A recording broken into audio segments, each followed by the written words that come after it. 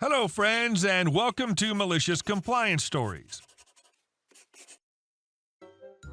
This Karen was just a nosy jerk. I'm betting she complains about everything her new neighbor does that she doesn't like. I mean, watchful neighbors, sure, but after using the key to enter? Ouch. Hope the cops billed her.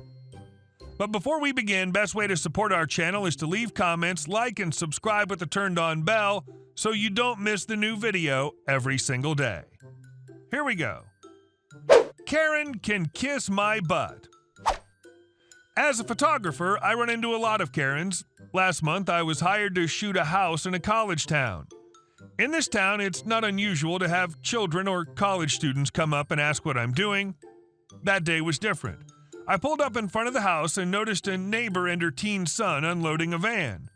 I got out of my car and took a shot at the front of the house and the for sale sign, then started walking towards the side closest to the Karen, assuming they would ask questions. So I could get that part out of the way first. She just stared at me, so started walking towards the backyard, shot the rear, and proceeded to the other side. As I came around the front again, she started walking towards me, saying that the owner told her to tell anyone taking pictures that it wasn't allowed, and she was authorized to tell them to get off the property. Interesting, I thought, as it was the owner that hired me to do just that, take pictures. I looked back and told her so. She immediately denied that the owner would have told her about me in advance. Note, the property was under contract for sale as the sold notice on the for sale sign indicated. Note, the property had not been transferred to the new owner, and as a neighbor, she had no right to tell me anything about her new neighbor's property. Karen got angry and said if I didn't leave, she would call the police. I simply smiled and told her if that's what she thought she should do, have at it. The look on her face was priceless. At that point, I walked up to the front door, took out my key, and went inside. As I went in, she tried to follow me inside. I shut and locked the door behind me. If looks could kill, I'd have been taken away in a basket. As I was shooting the interior, she followed me around outside with this phone taking video of me working. Every now and then I'd smile and wave at her from inside. As I was leaving, she waited by the front door for me, still taping me.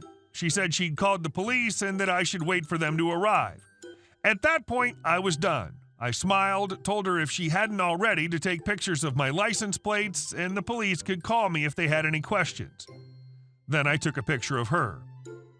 I find it amazing that people like this think it's okay to take your picture, but demand that I could not do the same. She was pissed. An hour later, I got a call from a very apologetic police officer. He seemed embarrassed to say why he'd called, so I asked if it was because he'd spoken to a Karen on such and such street. He started cracking up and said yes. Apparently, Karen had demanded I be arrested, jailed, beaten to a pulp, etc. He said he spent the better part of that hour trying to explain that it wasn't illegal to take pictures, that if I had a key to get in and hadn't done any damage, I was probably doing exactly what I had told her I was, a photographer, and that he was calling me as a formality. We both had a good laugh, and he asked if I intended to go back to the property in the future. I said that depends on whether the client hired me again. Karen wasted some of my time, the police's time, and probably raised her blood pressure quite a bit in the process. I love my job. And our second story. You want everything the same color? Give me a day or two. Way back when I lived in a student dormitory in city in the Netherlands, this wasn't a US-style dorm, each student had their own room, but we shared a shower, a toilet, and a kitchen, between 16 people. Oh, joyful days. Anyhow, by the time I entered the flat, it was already 30 years old and falling to bits, so the student housing department decided to renovate the building, basically stripping it. We all got replacement rooms and a sum of money to piss off without making a fuss. So far, so good. Cue my neighbor's exit. By contract, we had to leave the room as we found it. That meant seeing to it that all the power plugs worked and filling up all the holes you'd made for hanging posters and lamps on the wall. It had become something of a tradition to perform the latter task using toothpaste. It was mainly laziness, since proper toothpaste is a good deal more expensive than wall filler. Anywho, it's what most of us did. Except that my neighbor brushed her teeth with periodontics, which uses a sort of off-pink Adobe-ish color of paste and stupidly used said brand to fill the holes in her wall.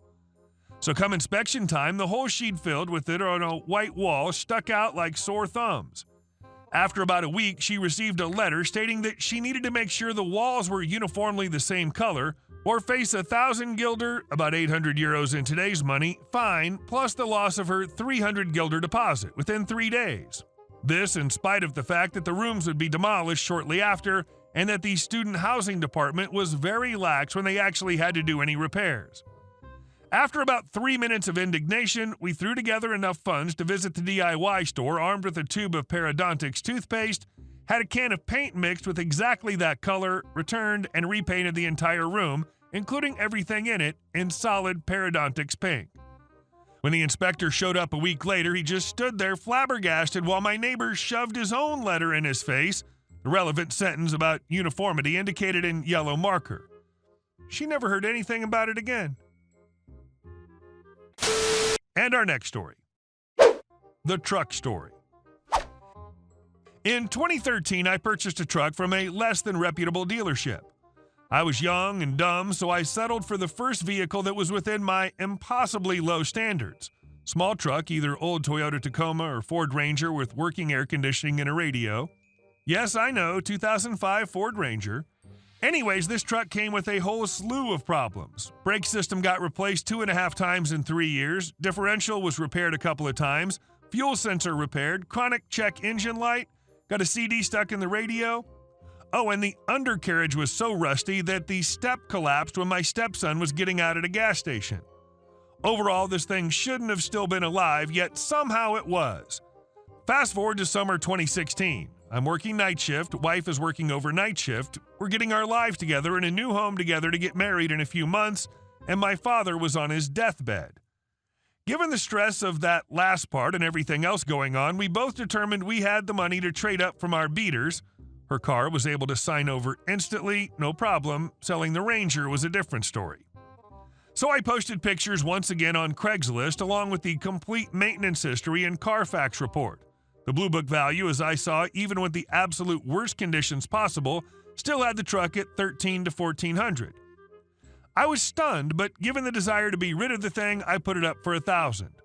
Offers started trickling in left and right for the truck. Notable offers included one guy who came and looked at it twice driving from halfway across the state.